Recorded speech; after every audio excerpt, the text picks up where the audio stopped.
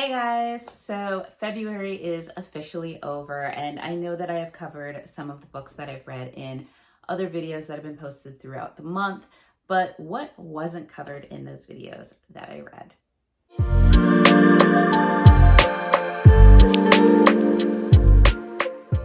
Hey guys, if you are new to this channel, welcome to The Book Path. I'm Nicole, and if this is your first rodeo, thanks for sticking around.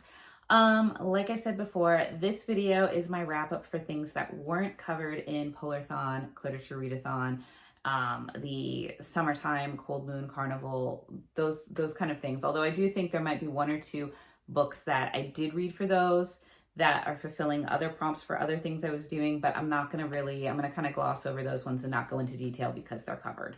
But first, my mother-in-law came to visit and she got me like an amazing gift. It's simplistic, but I love it. And all of you Fourth Wing fans, you're gonna love it too. It is a little tote bag and it has the dragons and it has my little Goldie dragon and she's so cute. Look at her. And it says, a dragon without its rider is a tragedy. A rider without their dragon is dead. So I probably fangirl screamed when I opened this. And will I be taking this like absolutely everywhere, wherever I go to a bookstore or anything? Yeah, I might just stick my purse inside it and just carry this around. I'm not going to lie. But I really did love this. It is just the cutest thing. I'm not sure where she ordered it from. But she said that she got it because she also liked Fourth Ring, but she knew that I love her. So yeah, my nice little tote bag is super cute. I love it. So thank you. And I will be using that from time to time now. But yeah, let's go ahead. Now that was my little fangirling for this video, let's go ahead and get into what I was kind of reading for the other challenges. So first up, we did have our challenge accepted pick from January and February, and that was Northanger Abbey by Jane Austen. I ended up DNFing this book probably about halfway through. I just wasn't a fan of any of the characters. I found them all just annoying. The main heroine was very innocent and naive, so much that it felt kind of like a mockery. And I know that Jane Austen was very popular for kind of writing like these characters to an extreme to kind of illustrate what was going on in her time. But it was done in a way that almost felt condescending, or as if Jane Austen was like, doing one of these things and just like kind of snubbing them. And I don't know if that was just for the characters in this book because it's meant to kind of poke fun at like the Gothic literature and like the young people being influenced and the naiveness of things. It could have been that, but I just wasn't liking it. I wasn't liking the characters at all, like none of them. And I didn't care. And so because I didn't care and that like I didn't care what was going on with the characters, I've already seen the movie, so I kind of know where it was going anyway. Hopefully the adaptation followed the book good.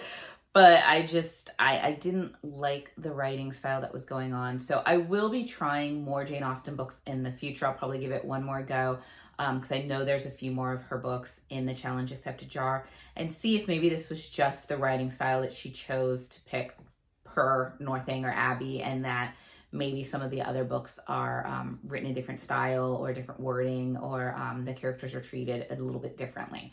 But for Northanger Abbey, it was not doing it for me. So it was my first DNF of 2024, sadly.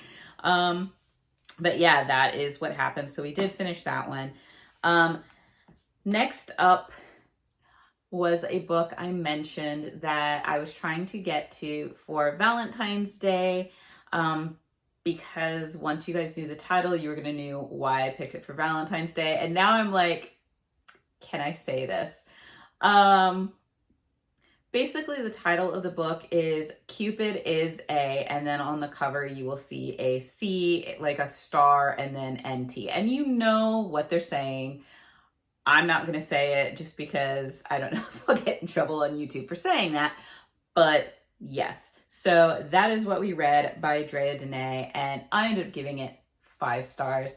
It was such a perfect little novella for Valentine's Day that was everything it needed to be. It was fun, it was quick, it was super spicy. But basically, you have a girl who is in her early 20s. She's working in architecture, which obviously at the time or current day, there's not a lot of women working in this field.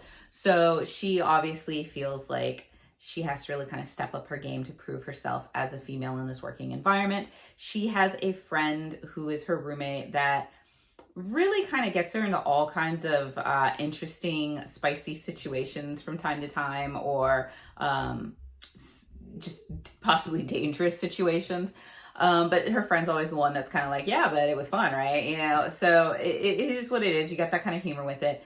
And basically, both of them are single. They're wanting something to go on. They want to meet somebody. They want to date, and they're not liking it. They make reference to when they're on dating sites, you know, most guys will send pictures of their, you know, down below or downstairs area, and they're kind of like, yeah, I kind of want to see what you look like from the stomach up, you know.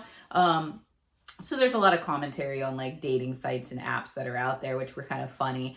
But basically, there is a website called Cupid that will allow you to kind of take a test, almost like an eHarmony type thing, where you fill it out and it will match you with somebody, and then you're going to go to this party and you're going to meet your matches. And the friend really wants the main character to kind of do this, and she's like, I really don't want to.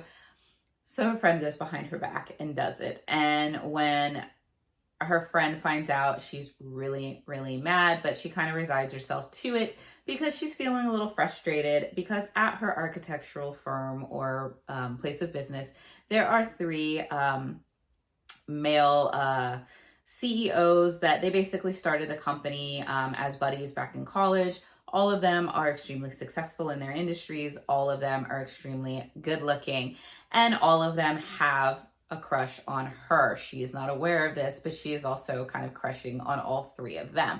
So yes, this is a reverse harem spicy story. Basically, the bosses, if you were, because they know that they cannot act on their feelings for their subordinate, because that is taboo and a no-go, they decide to try to get over her by also going onto the Cupid site and filling out a profile.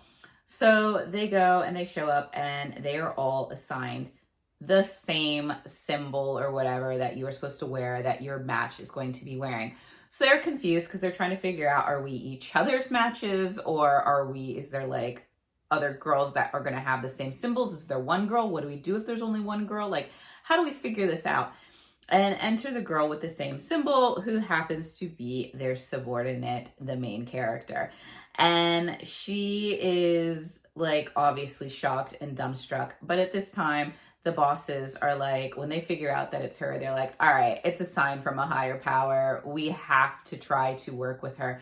And their best thing is that they want to take her home with them, where they all 3 of them share a home, where they will each spend a day with her, wooing her, having spicy moments with her. And then should she pick one of them, the other 2 will back off and just wish their friend well. Obviously, as it goes on, you start to find out that then none of the guys want to give her up, and she doesn't want to give up any of the guys, so hence the reverse harem. But it was funny. Like I said, it was funny. It was super spicy. And it was just good. It was a good, quick, fun, perfect for Valentine's read, because the story does take place around Valentine's Day. The app is called Cupid. I mean, come on. So I did finish that. Like I said, 5 stars, was super great. Highly recommend it for a quick little spicy read for you. That's all fun. So now we get into our magical readathon prompts that we had for the month of February. And for our female character, it was to read a book that was like 100 pages more than the last books you have read. And for that one, I had picked up Twisted Hate by Anna Huang. This was also one of my prompt books for Cliterature Readathon. So I went into detail over on that wrap-up video for that. So you can check out more of what I said about my thoughts on this book there. But I did end up giving this 4 stars. By far, I think this is my favorite out of the Twisted series. But you basically have enemies to enemies with benefits to lovers, a lot of trauma in both characters' past, and just coming together and overcoming that. So like I said, 4 stars, but this was picked up for that prompt, so she has progressed past that.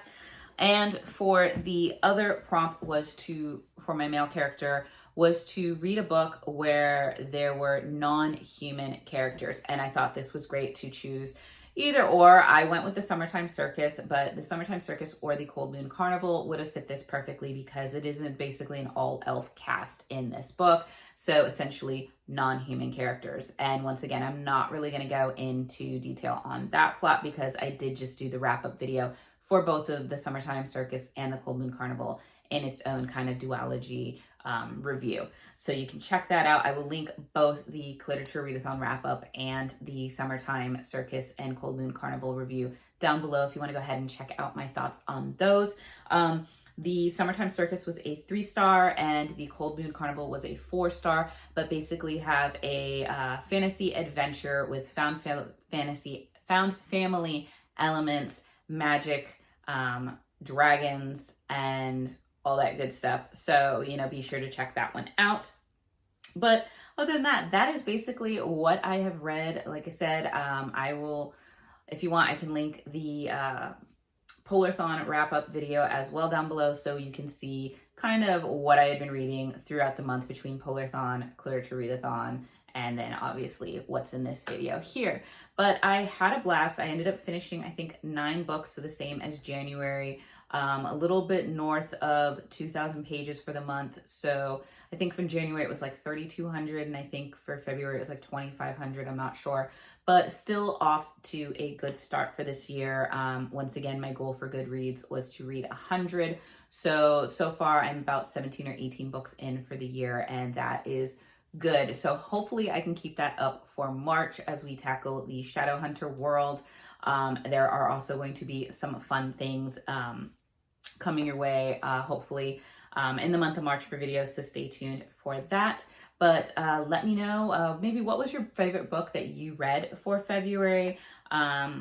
If you read any of the books I read for the month, let me know your thoughts below. Let me know if you have any romance reads or romantasy reads that you would recommend reading in the month of February in the comments below, because as you know, I always look for another book to add to my never-ending TBR or the challenge accepted jar. So with that being said, I hope the warm weather is on its way to you. I hope that you are all safe and doing well. I know allergy season is starting to act up for me. It has already begun. The allergy medicine is being taken. The trees are in full bloom. The grass is starting to grow. So yeah, there are going to be fun, itchy-eyed times in our future, but it's okay. We will take it. I will take it to see the beauty of spring as it's coming, because it really is beautiful when you get to see the cherry blossoms and then, the daffodils are starting to come up. It's just kind of one of those good feelings that good things are on the way for the future. And I hope that comes to all of you, that you're all doing well, and I will see you guys in the next video.